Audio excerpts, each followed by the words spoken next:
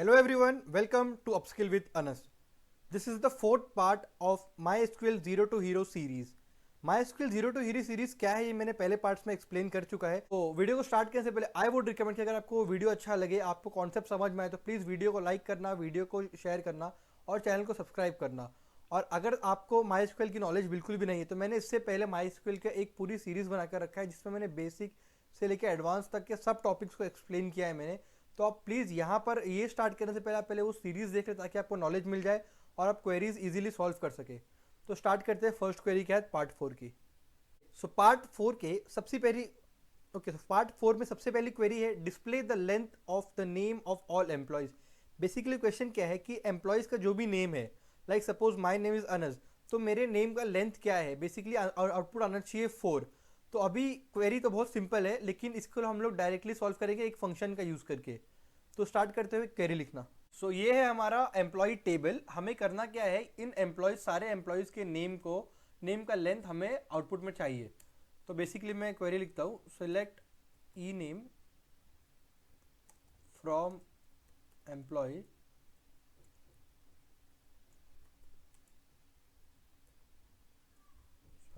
select ename comma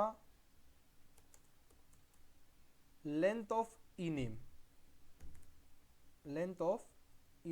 from employee। Query बहुत simple है, हम लोग के पास डायरेक्टली लेंथ फंक्शन है जिससे हम लोग किसी भी स्ट्रिंग का लेंथ निकाल सकते हैं। बेसिकली हम लोग यहाँ पर आउटपुट में आ चुका है, जैसे हम लोग देख सकते हैं स्मिथ इज 5, स्मिथ का लेंथ है 5, वॉर्ड का लेंथ है 4, मार्टिन का लेंथ है 6। इसी तरह हर एक स्ट्रिंग का उसने लेंथ हमें आउटपुट में दे दिया है। तो the query is very simple, इसीलिए इसको हम ज़्यादा टाइम वेस्ट नहीं करेंगे एक्सप्लेनेशन के लिए। आपको सिंपली लेंथ फंक्शन यूज़ करके किसी भी चीज़ का स्ट्रिंग का लेंथ मिल जाएगा।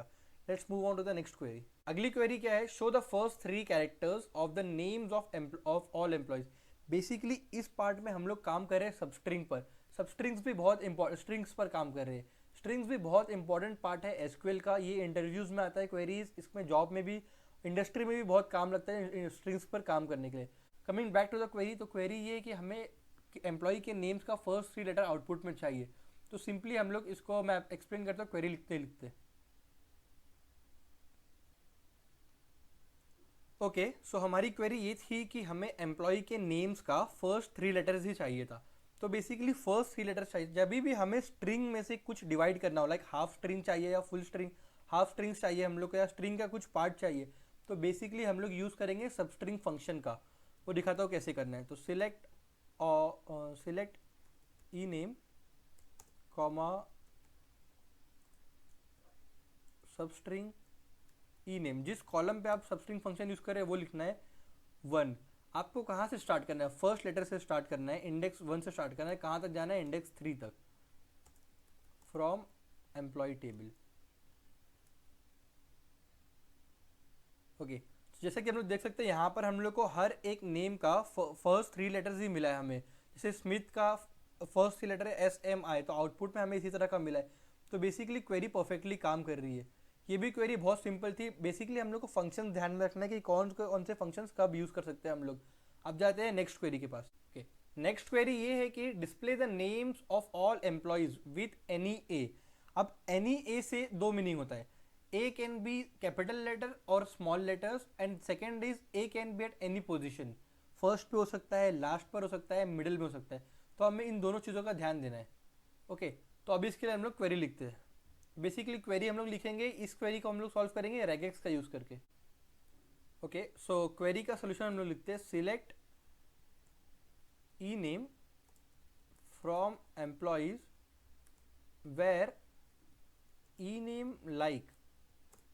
अब रेगेक्स का यूज़ करेंगे हम लोग, मॉड ए मॉड, ये कवर कर लेगा हमारा कैपिटल लेटर वाला A, and the second thing is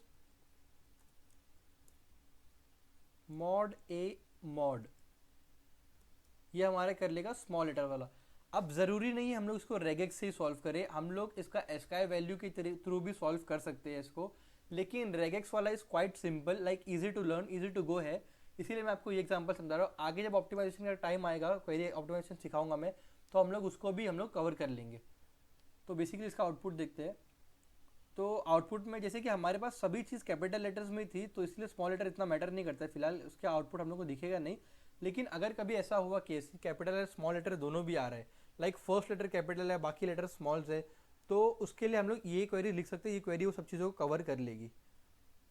moving on to the next question. So next query है find all employees hired in second month of any year.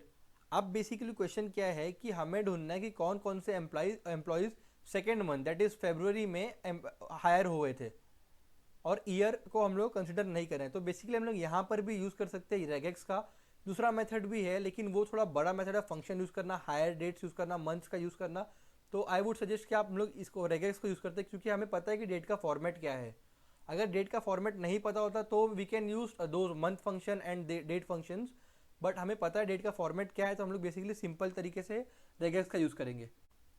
Okay, so query लिखते हैं हम लोग, select all from employ where hire date like.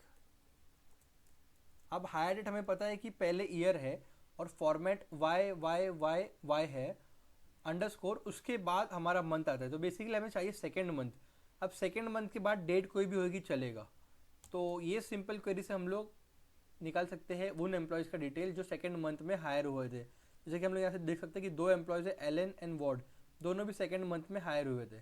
तो query बहुत simple है। Regex से actually होता क्या है कि रेगेक्स बहुत लोग को आइडिया मिलता नहीं रेगेक्स का, और जो भी जिनको भी आइडिया मिलता है उन्हें खाली बेसिक आइडियाज़ ही मिलते हैं रेगेक्स के।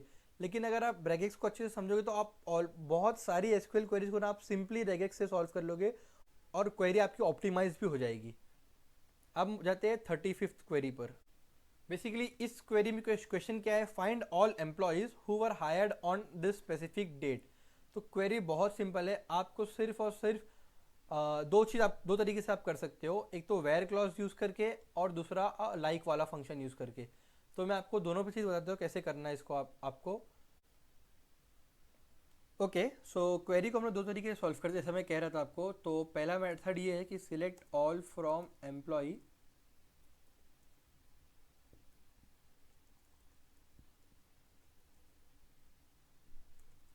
Where hire date equals to जो भी आपको डेट बताई गई है। हमारे केस में 1981 नवंबर एंड 17th ऑफ नवंबर। तो इससे हम लोग को सोल्यूशन मिल जाएगा। बेसिकली हमारे पास जो भी एम्प्लॉय इस डेट को हायर हुआ था उसकी डिटेल आ गई है। सेकंड मेथड भी बहुत सिंपल है, लेकिन आई वुड सजेस्ट कि ऐसे केसेस में जहाँ पे आपको क्लियर कट मालूम हो कि डेटा कौन सा कैसे फिल्टर करना है तो आप वेयर का यूज़ करें ताकि आपकी क्वेरी सिंपल रहे और प्रॉपर रहे, लाइक प्रॉपरली एग्जीक्यूट हो जाए। अभी हम लोग यहाँ पर लाइक भी यूज़ कर सकते हैं, सिंपली लाइक लिखकर यहाँ पर इसका काम भी हो गया। सेम आंसर हमें आया यहाँ पर लाइक से भी। तो लाइक और वेयर दोनों जगह पर दोनों तरीके से यूज़ करके हम लोग ये क्वेरी को सॉल्व कर सकते हैं। अब जाते हैं अगली क्वेरी के पास। So the sixth query is find the employees who were hired more than 12 years ago. मतलब करना क्या है कि हमें उन एम्प्लॉयज का डिटेल चाहिए जो 12 साल से पहले हायर हुए थे, राइट। तो अभी इसके लिए एक सिंपल अगर हम लॉजिक क्या होगा, हमें करंट डेट या आज की डेट ढूंढनी होगी और उसको हर एम्प्लॉय की हायर डेट से माइनस करना होगा और उसको मंथ्स में कन्वर्ट करना होगा। बेसिकली मंथ यूज़ करते हैं हम लोग एसक्यूएल में कभी भी ये ऐसे प्रॉब्लम्स को सॉल्व करने के लिए, तो मंथ का यूज़ करना होगा। और अगर 12 ईयर्स में जैसे 144 मंथ्स होते हैं, अगर एम्प्लॉय का अगर करंट डेट और एम्प्लॉय की हायर डेट का डिफरेंस मोर देन 144 मंथ्स आता है, मतलब वो एम्प्लॉय हायर हुआ था 12 ईयर्स पहले, 12 ईयर्स से भी पहले। तो अभी ये क्वेरी का मैं आपको सोल्यूशन लिख के दिखाता हूँ, आपको समझ में आ जाएगा क्वेरी देखते साथ। ओके, सो अभी उसी क्वेरी का हम लोग सोल्यूशन देखते हैं। तो select all data time stamp diff, ये एक फंक्शन है टाइम स्टैम्प डिफरेंस, जिससे हम लोग दो टाइम स्टैम्प देंगे और उसका हम लोग को डिफरेंस मिल जाएगा। तो उसको हम लोग कंपेयर कर सकते हैं मंथ, जैसे कि हम लोग मंथ का यूज़ करने वाले हैं तो इसलिए मैंने मंथ यहाँ पर फंक्शन यूज़ कर लिया है, hire date comma current date as, ऐसे मैंने फंक्शंस यूज़ कर लिया है। सॉरी, करंट डेट अंडरस्कोर में आएगा, ये फंक्शन हमने यूज़ कर लिया है यहाँ पर। तो बेसिकली अभी हमने क्या लिखा है कि हमें सारा we want all data based on this difference तो टाइम स्टैम्प डिफरेंस फंक्शन करता क्या है, करंट डेट को, हायर डेट को करंट डेट से माइनस करेगा, और हमने यहाँ पे मंथ फंक्शन यूज़ किया है तो उसको वो कन्वर्ट करेगा, उतने नंबर ऑफ डेज को वो मंथ में कन्वर्ट करेगा, और उसका जैसे हमारी क्वेरी हम आगे लिखते हैं उसको प्रोसेस करते जाएगा। सो एज डिफ मंथ, मैं ऐसे एक कॉलम बना रहा हूँ कि मंथ का डिफरेंस कितना है, फ्रॉम एम्प्लॉई वेर, मैं अभी सेम चीज़ लिखता हूँ जो मैंने ऊपर लिखा है, time stamp difference month hire date current date is greater than 144। 144 हम लोग ने इसलिए लिया है क्योंकि 12 मंथ्स में 12 ईयर्स में 144 मंथ्स होते। अब बेसिकली मैं आपको एक बार वापस से क्वेरी क्या है वो आपको समझा देता हूँ मैं। सबसे पहले सिलेक्ट ऑल, आपको पता है सारे रिकॉर्ड्स हमें चाहिए बेस्ड ऑन व्हाट कंडीशन। अभी यहाँ पर मैंने एक इस पार्ट में एक अलायस यूज़ किया है मैं इसको अलग कर देता हूँ, ऊपर ही कर देता हूँ इसको। ओके, अभी यहाँ पर अलायस यूज़ किया। अलायस मैंने क्या यूज़ किया है कि time stamp dim function use किया है। इसका जो भी डिफरेंस आएगा उसको मैं कॉलम में डाल दूंगा जिसका नेम है diff month. From which column, from employee column. और कंडीशन क्या है, वेर। अब इसी फंक्शन को मैं आपको एक्सप्लेन करता हूँ कि फंक्शन काम कैसे करेगा। तो basically time stamp difference function करेगा क्या, सबसे पहले वो दो डेटा लेगा, हायर डेट और करंट डेट। हायर डेट को माइनस करेगा वो करंट डेट वो आपकी सिस्टम के डेट से ले लेगा ऑटोमेटिकली। आपकी हायर डेट को आपकी करंट डेट से माइनस करेगा और उसको नंबर ऑफ डेज मिलेंगे। सपोज उसको मिलेंगे 2000 डेज, तो 2000 डेज को वो मंथ से डिवाइड करेगा, नंबर ऑफ मंथ से डिवाइड करेगा। अब उसके बाद वो चेक करेगा कि कितने टोटल मंथ्स होते हैं। तो इसके सोल्यूशन में बेसिकली हमें क्या आएगा, कुछ स्पेसिफिक नंबर्स आएंगे मंथ्स के, जैसे कि 100 मंथ्स, 200 मंथ्स, 400 मंथ्स और 500 मंथ्स। तो उसके होगा क्या, बेसिकली चेक करेगा कि अगर जो मंथ्स आया है वो मोर देन 144 है क्या। अगर ऐसा है तब मतलब वो 12 ईयर से पहले हायर्ड हुआ था एम्प्लॉय। अगर ऐसा नहीं है तो उसको आउटपुट में नहीं देगा। तो let's execute this query. Okay, so query में ऑलमोस्ट सभी एम्प्लॉय का डेटा आ गया है, क्योंकि हम लोग देख सकते हैं यहाँ पर ईयर 1980, 1981, 1987, 1982, ये सभी एम्प्लॉयज़ जो है कम से कम 40 ईयर्स पहले हायर हुए थे। तो बेसिकली क्वेरी तो परफेक्टली काम कर गई है, लेकिन आपको दिखाने के लिए मैं क्या करता हूँ बेसिकली, मैं ऐसे करता हूँ कि मैं 35 या 37 ईयर्स पुराना जो एम्प्लॉय है उनका डेटा निकालता हूँ। तो 37 इंटू 30 कितना हो जाएगा months, basically sorry 37 into 12 basically हो जाएगा अराउंड, बेसिकली 37 इंटू 12 होता है 444। तो अब मैं क्या करता हूँ, यहाँ पर चेक करता हूँ कि वो कौन से एम्प्लॉयज़ है जो 37 ईयर्स से पहले हायर हुए थे। तो मैं यहाँ पर 444 कर देता हूँ। तो बेसिकली देखिए 37 years basically comes around 37 years from now basically comes makes basically goes back to 1985। तो मतलब हमें 1987 वाला डेटा नहीं चाहिए होगा आउटपुट में, राइट। तो देखते हैं वो हम लोग का आउटपुट में आता है या नहीं आता है। ओके, सो आप देख सकते हैं अभी 1987 वाला कोई भी डेटा नहीं आया, 1985 के बाद का कोई भी डेटा हमें नहीं मिला है। तो this is how this time difference function works, and I hope आपको क्वेरी समझी होगी। अगर आपको क्वेरी समझ में आ रही तो प्लीज़ वीडियो को लाइक करें, वीडियो को शेयर करें और चैनल को सब्सक्राइब करें ताकि मुझे भी मोटिवेशन मिले आपके लिए और ऐसे वीडियोस बनाने के लिए।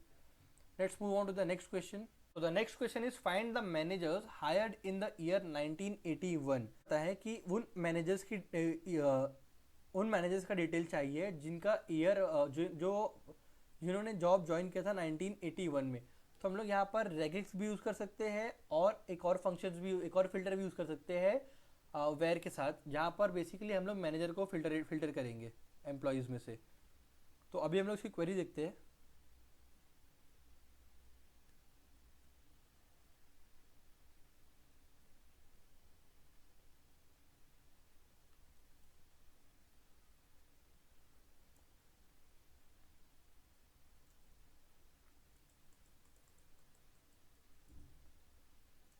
ओके, सो क्वेरी हम लोग कुछ इस तरह से लिखेंगे, select all from employees where job equals to manager. Basically ये हमारा होगा फर्स्ट फिल्टर जो मैनेजर्स को निकालेगा पहले।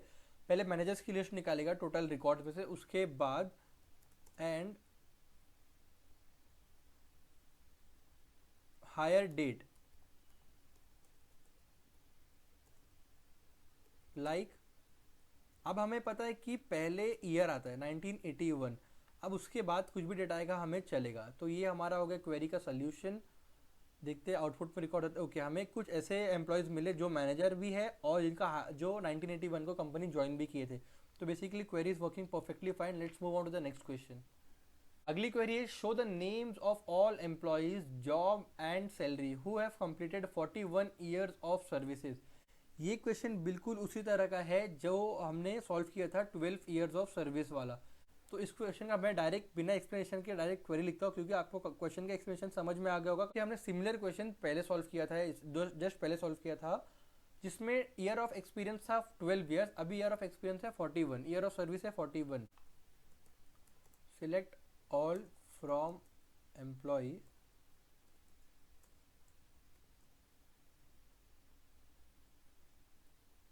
Select all comma time stamp diff, मैं वापस से यही फंक्शन यूज कर रहा हूँ, month end hire date comma current date from age date difference from employ where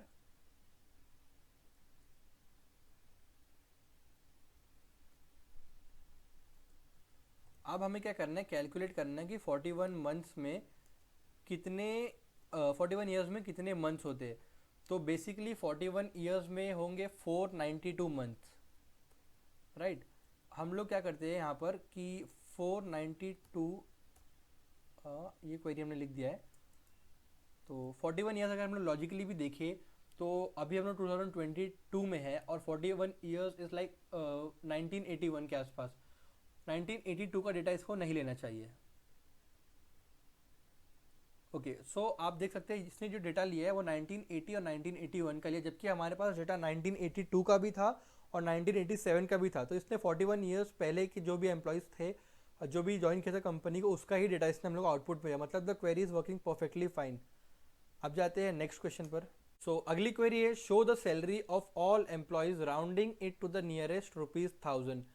मतलब उन एम्प्लॉयज़ की सैलरी डिस्प्ले करना है हम लोग को आउटपुट में जिनकी सैलरी अप्रॉक्सीमेटली 1000 है।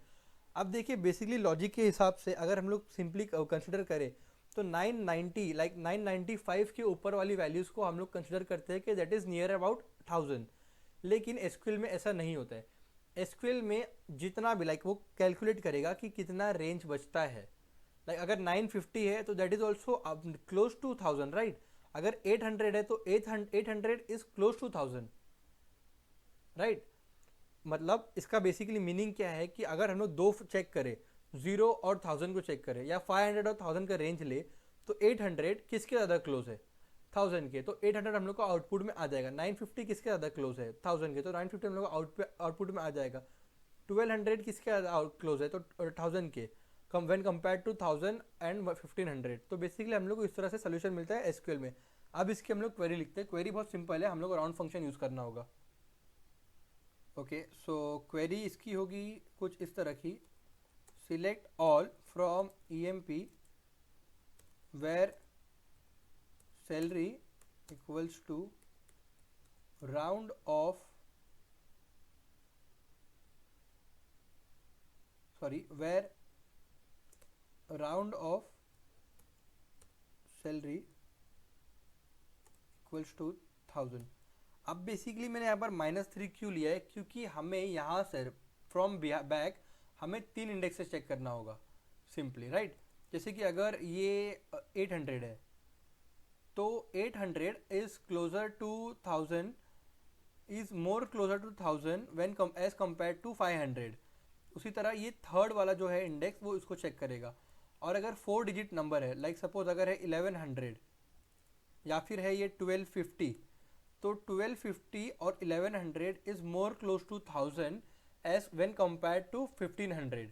तो बेसिकली इस तरह से हम लोग को सोल्यूशन मिल जाएगा इसका। लेट्स सी हमें आउटपुट में क्या आता है।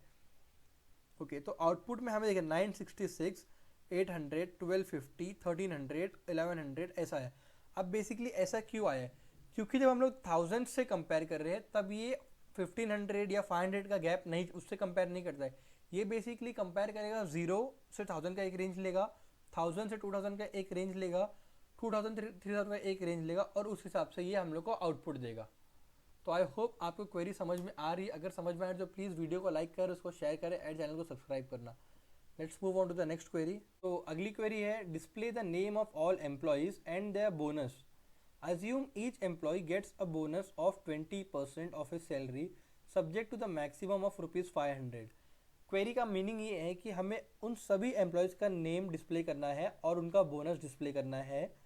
मतलब बेसिकली हर एम्प्लॉय को कुछ बोनस मिलेगा, तो एम्प्लॉय का नेम डिस्प्ले करना है और उनको कितना बोनस मिला वो डिस्प्ले करना है। अब बोनस मिलेगा कैसे? बोनस मिलेगा सैलरी का 20%। लाइक जो भी सैलरी, अगर 100 रुपीज़ सैलरी है तो 20 रुपीज़ बोनस मिलेगा। लेकिन एक कंडीशन है, जो बोनस मिलेगा, लाइक सपोज अगर किसी की सैलरी 55,000 है तो उसका 20% 1000 रुपीज़ हो जाएगा, जो मैक्सिमम लिमिट को क्रॉस कर रहा है 500 की। तो क्वेरी ये बोल रही है कि अगर बोनस जो है 20% पार्ट, जो बोनस को अगर 20% लेते हैं हम लोग, वो 500 को क्रॉस करता है तो वो नहीं देना है हम लोग को सिंपली 500 देना है इंस्टेड ऑफ दैट बोनस। तो इस यहाँ पर पिक्चर में आता है इफ़ या केस कंडीशन हम लोग यूज़ कर सकते हैं यहाँ पर। तो अभी मैं आपको क्वेरी दिखाता हूँ कि क्वेरी सॉल्व कैसे करना है। सो अब हम लोग क्वेरी को सॉल्व करते हैं। बेसिकली क्वेश्चन क्या था कि एम्प्लॉयज़ को 20% बोनस देना है, लेकिन अगर बोनस 20% बोनस जो है वो 500 की लिमिट को क्रॉस करता है तो हम लोग को 20% नहीं देना है, इंस्टेड ऑफ दैट हमें उन्हें 500 देना है। तो यहाँ पर इंस्टेड ऑफ आ रहा है, मतलब एल्स वाला केस आ रहा है। तो बेसिकली हम लोग यहाँ पर यूज़ कर सकते हैं इफ़ या केस स्टेटमेंट का। मैं आपको केस स्टेटमेंट यूज़ करके दिखाता हूँ केस स्टेटमेंट से कैसे करना है। तो क्या क्या था, select employee name comma salary case. अब बेसिकली केस का स्टेटमेंट लिखना में केस। अच्छा, जब भी आप केस लिखेंगे तो ध्यान देना आप यहाँ पर कॉमा ऐड करोगे। तो व्हेन सैलरी इनटू 0.2। आप 0.2 में इसलिए ले रहा हूँ क्योंकि 0.2 से मल्टीप्लाई करेंगे तो 20% मिल जाएगा हम लोग को सैलरी का। ओके तो 0.2 is greater than 500, then okay मैं लेस देन और इक्वल टू वाली कंडीशन लेता हूँ। Less than equals to 500, then output में क्या दे देना, सैलरी इंटू 0.2, यही चीज़ आउटपुट में दे देना। Else 500 and as bonus from employee table. अब देखिए क्वेरी एक्सप्लेन करता हूँ आपको। मैंने सिंपली क्या लिखा, मुझे आउटपुट में चाहिए एम्प्लॉय नेम और एम्प्लॉय की salary. Based on what condition, अगर एम्प्लॉय की सैलरी का 20% इज़ लेस देन 500 तो जो भी एम्प्लॉय की सैलरी आती है वो आउटपुट में हमें दे देना। अगर ऐसा नहीं होता, अगर एम्प्लॉय की सैलरी 20% सैलरी 500 से ज़्यादा है तो एम्प्लॉय को 500 रुपीज़ देना, वो 20% मत देना, और उसको डिस्प्ले कर देना एक कॉलम में जिसका नाम है बोनस। अभी हम लोग इसका आउटपुट देखते हैं। ओके सो एक एम्प्लॉय है स्मिथ, उसकी सैलरी 800 है, हमें पता है उसका 20% होता है 160, तो बोनस में आया 160। आप दूसरा एग्जांपल लेते हैं यहाँ पर जोन्स का, जो जिसकी सैलरी है 2975, इसका 20% अराउंड 580 के आसपास आता है, लेकिन वो दैट इज़ मोर देन 500। तो बेसिकली हमने क्या किया, वो नहीं देकर हमने इसको 500 दे दिया। तो this is how the query is working and हमें सोल्यूशन परफेक्ट सोल्यूशन मिला जो हमें चाहिए था। तो आई होप आपको क्वेरी समझ में आ गई होगी, और अगर कुछ नहीं समझ में आ रहा तो प्लीज़ कमेंट बॉक्स में लिखना, मैं आपकी क्वेरी को रिजॉल्व करने की पूरी कोशिश करूँगा। तो let's move on to the next query. So अब हम लोग देखते हैं 11th query. Basically 11th query पर इसलिए जा रही है क्योंकि 11th क्वेरी एकदम सिमिलर है कंपेयर टू, क्योंकि 11th query is completely similar to 10th query, और हम लोग इसको इसी पार्ट में सॉल्व करें तो that will be much better. Question क्या है, display the name of all employees and their bonus. Assume each employee gets a bonus of 20% of his salary subject to the maximum of ₹200।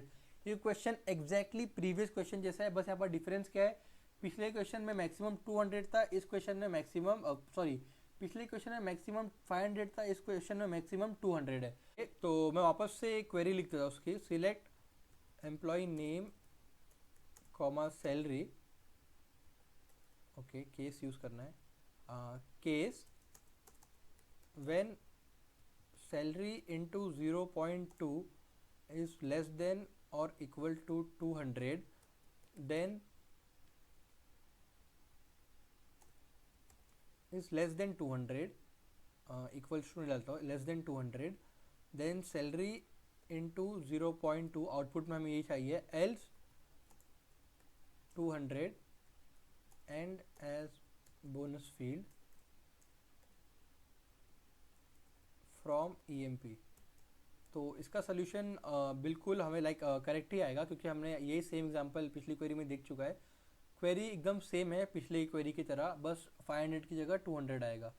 Okay, तो यहाँ पर हमें मिल गया है इसका output, salary का 20% विच इज़ लेस देन 200, सिर्फ एक ही केस में है जिस इज़ 160, बाकी सब जगह अगर 160 का 20% देखेंगे तो that is 320 which is more than 200, इसीलिए 320 की जगह इसे मिला 200 रुपीज़ बोनस।